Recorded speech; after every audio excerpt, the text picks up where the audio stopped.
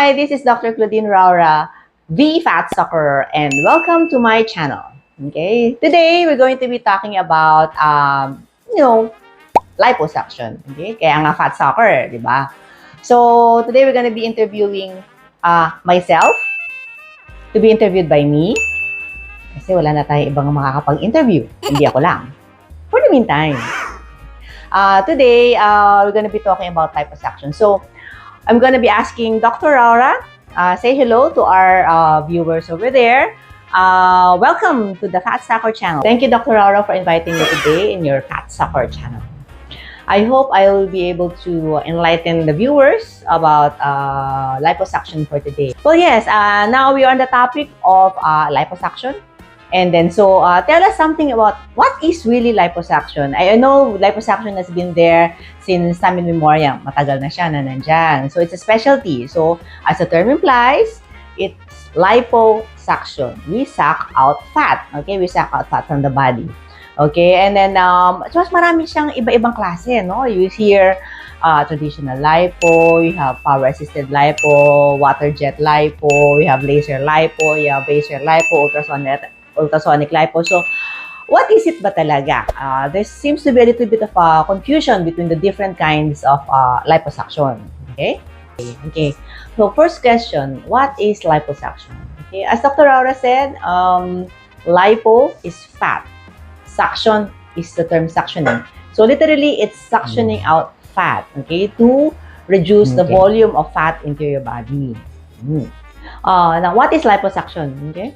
Now, there are different forms of lipo in our generation right now. You still have the traditional lipo, you have the syringe lipo, you have the microcannular technique, you have power-assisted lipo, you have your laser lipo, you have your VASERlipo, and ultrasound-assisted lipo. Okay. So, now, what's the difference, actually? Basically, the difference is in the technique. Okay? Technique-wise. And the technology actually improves the overall result of your liposuction. Okay? So, the problem with traditional lipo is really it's manual labor. Okay? So, kukunin mo siya ng fat, ganyan. And then, after that, the main problem with your traditional form of lipo, okay, yung manual lipo natin na ginagawa natin, is there is a very high degree of incidence of irregularities. Okay? Now, because of this, irregularities, the technology ensues, no? They improve the technology. So that's what we call, the next one is actually power-assisted lipo. Now, the power-assisted lipo is actually a mechanical form of your cannula. Okay? So, with the regular lipo kasi ikaw mismo yung gumagawa, isa-isang ganyan.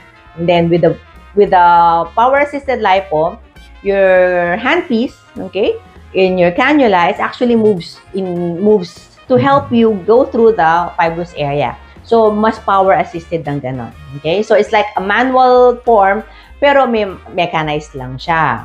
Okay? So, another form is actually what you always hear is a laser lipo. Okay? Or your smart lipo. Okay? Now, this one naman, actually, is a laser beam on the tip. Okay? So, what it does is you do your tumescent, you melt out the fat, okay? And then you suction out. Okay? Now, the melting of the fat is actually, you use actually a laser for that. Laser heat, yung red light na ganyan. Kaya literally, you will actually hear the fat cells pop. Pop, pop, pop. It's just like frying fat, no? You hear it pop. And then after that, you still suction it out. Okay? It basically burns your subcutaneous tissues and subdermal area. Kaya kapag nag-retract, actually, maganda yung skin retraction niya. Okay. My main problem lang with smart lipo is that when you redo as post-smart lipo patient, okay, since you burn the undersides of your skin, okay, sobra siyang tigas. Ang hirap mag-repair ng smart lipo patients, okay? So, I've done several, okay? I've done several of these repairs at sobra siyang tigas, mahirap siya talagang i-repair. Okay. Now, the next is actually what I really specialize in and what I really love doing is actually your VASERlipo. Okay? VASERlipo. What is VASERlipo? Okay. VASER is actually an acronym, okay? An acronym for Vibration Amplification of Sound Energy at Resonance. That's why it's VASER, okay? So it is actually a third generation ultrasound-assisted lipo. Okay? So yun ang kanyang pinaka-technology. What is it? What does it actually do? Okay? The ultrasonic, so basically you do a tumescent. Okay, you insert your cannula. Okay, you do your tumescent. You insert your probe. Okay, your probe actually melts out the fat via ultrasonic technology. Then actually what happens is that you emulsify the fat. So lalambot yung fat area mo. And then after that, you still suction it out. Okay. So it's actually a closed system, okay? Vaser actually is not just the ultrasonic; it's from everything, okay? The ultrasound, the suction pressure, the cannula that you actually use, all is a closed system of a VASERlipo. Hindi lang siya basta. It's not just really actually an add-on to your surgery. It has an entire system on how you actually do your liposuction. Okay. So what's the advantage of your Vaser? Okay. So Vaser actually, by experience, I've been doing Vaser since 2008. Okay, so we've done this like for hundreds and hundreds of patients already. And with Vaser, there's basically really less bruising, less swelling, less pain, smoother results, and faster recovery for the patient. And for the sculpting part of it, you can actually really do a very nice superficial form of lipo. Oh, I see. Ganun naman pala talaga, Doktora. Oo. So, in your case, what do you prefer or what do you specialize in? When Vaser first came to the Philippines, back in 2008, okay, I was actually assigned as a systems application specialist for Vaser Philippines. My job was actually to have the most experience with the Vaser machine, demo to the individual doctors, conduct lectures, workshops, and demonstrations, then actually sell the machine. And then with that, I was offered actually an advanced training with VASERlipo. Okay, so this is called the Vaser high definition technique. Okay, so you use the Vaser to show off muscle definition. Okay, so it's more of the advanced form of lipo.